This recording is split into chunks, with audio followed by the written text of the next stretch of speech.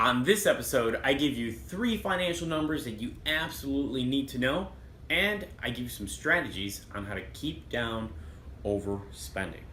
Joining us this morning is Edward Sanchez, president of Money Sharp.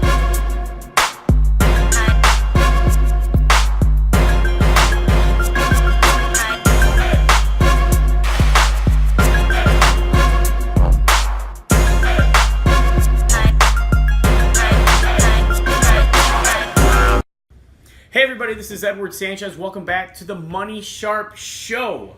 We're back. It's been a while. It's been a long while, but we're trying a different format, and I've got my guy Nick behind the camera. We're working together, and we're going to try to get you some really good stuff. So let's get right into this. Some of the techniques that I see that are essential or necessary with our clients on how to avoid overspending, and I see this trap constantly if I'm dealing with either baby boomers or even with college students, is that rampant overspending. So this is what I'm going to talk to you about. When you're in college, and those of you who are out can think back, you're on ramen noodles, you're eating peanut butter and jelly, and you're scraping by. You're making zero money, and yet somehow you're surviving, and it's happening. And then you graduate, you've got that job lined up, and now you're going to make some money. Maybe not some real money, but you're making some money. So now you're making $35,000 a year, and that feels good. This is what I want you to be aware of, and what I want you to be careful with, is not falling into the trap of pushing yourself into this lifestyle that now has to fit your income, okay? So if you're making $35,000, you don't want to live a $35,000 lifestyle. And what I see so often is many consumers making $35,000 are living a $45,000 lifestyle. And so immediately what that does is pushes you out to have zero savings or negative savings, right? You're in the hole, you're overspending. What you want to do is, now that you're making $35,000 a year, is spend less than that. Spend $30,000, spend $25,000. This is how the rich get rich, and the wealthy make even more money, is that they consistently underspend and they invest. So if you were getting by with making zero money and now you're making $35,000, I guarantee you can eat more comfortably. Maybe not the lavish lifestyle you're ready for, but there's restraint, there's a time frame. When you're in college, it's okay to be broke. It's okay to be broke when you're in college. When you're coming out, it's okay to not live like a Rockefeller and spend a ton of money. So you got to live modestly. This way, when you go from making $35,000 to $45,000, your lifestyle improved from a $25,000 lifestyle to a $35,000 lifestyle. When you go from $45,000 to making $55,000, you're still well under. Your lifestyle is under, okay, your earning capacity. That gives you the opportunity to save and invest for the future. And look around, and maybe you or someone you know really well is making as much as you are, but they live a lot differently, okay? So they buy lunch at work every day, or they're going out for drinks 5 nights a week, or they're going on all of these vacations that are not paid for in cash. I'll show you how to do that in a different episode. But what they're doing is they're going on vacation on borrowed money. So they're living beyond their lifestyle. And so what happens is that I see clients that I know were making negative money in college, and now here they are, high earners, $100,000, $150,000 a year, still no savings. Why? Because even though they're making $100,000, they're spending beyond their means. So think about it. If you can survive, you're making $35,000 a year and you're getting by. Again, maybe not the super lifestyle you want. How much money could you save if you were making $100,000 and you're still living a very modest lifestyle? So that's the idea. Whatever you make, you got to spend under that. And if you condition yourself to do that, that's going to help you in the long term. Now, I'm going to give you 3 numbers that you absolutely need to know. So these metrics are going to help you measure your progress and see where you are. So the first is your cash flow. Second is your net worth. And the last is your credit score. So number 1, your cash flow. You want to understand and know, and I recommend grabbing a pen, a paper, or you can use your spreadsheet. I know there are apps out there where you write down all of your monthly expenses. Okay? You want to understand how much you're spending to manage your lifestyle. It really starts with measuring, okay? So you got to measure and monitor. So you're going to see where all your expenses are, and then you're going to weigh that against your income. Now, in theory, if you're doing this right, you're bringing home, let's say, $2,000 a month, and your monthly expenses are $1,600, $1,700, okay? That leaves you with a $300 cash flow. That's a positive cash flow. so many of our clients, when they come to us, are in a negative cash flow. We'll do an analysis. We'll see that they're spending $2,800 a month and they're bringing home $2,100, okay? With a horizon that's not looking great. Hours continue to get reduced, or employment is, the job security isn't really strong.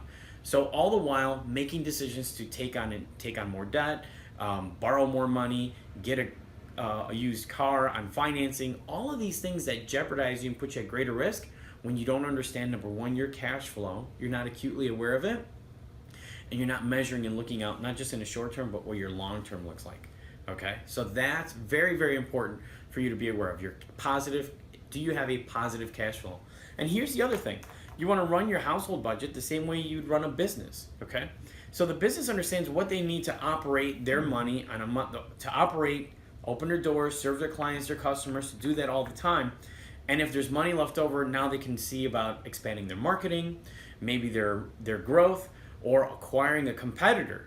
So you can't do any of those things if you are guessing at how much is coming in every month and you're guessing at how much you're making every month. So understanding those two, the money that's coming in versus money's going out, and that comes down to your cash flow. The second number you want to know is your net worth.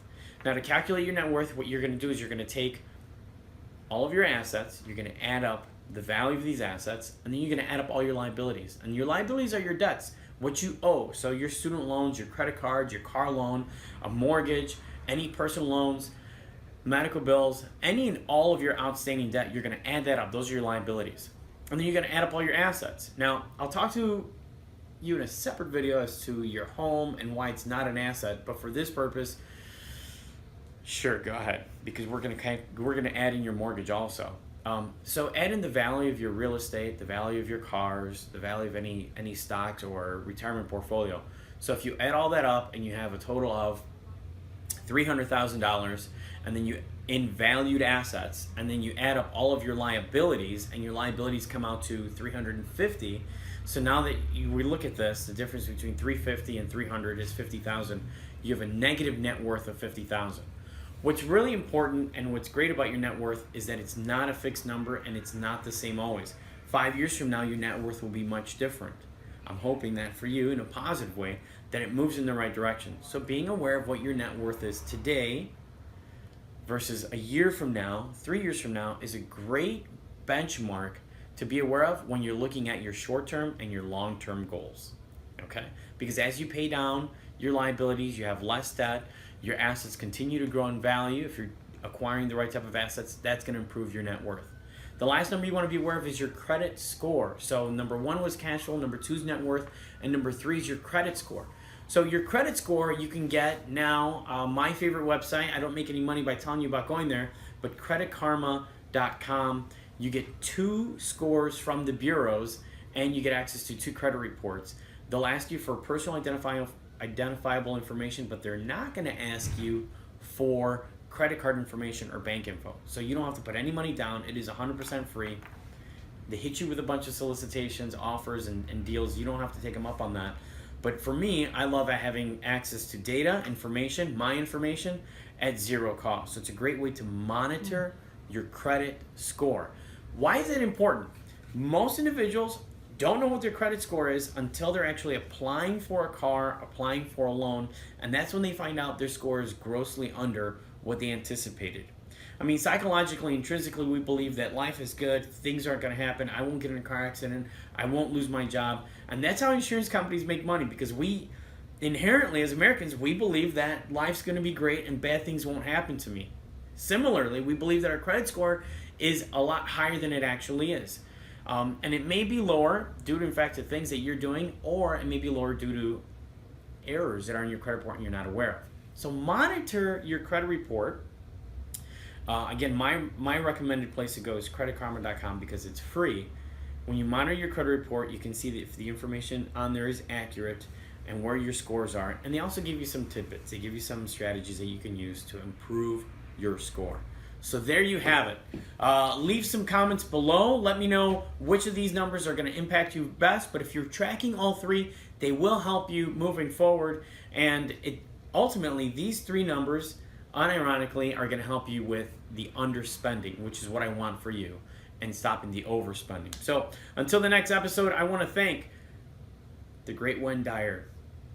May you rest in peace. Anthony Robbins and Gary Vaynerchuk. Guys, I'll see you in the next episode.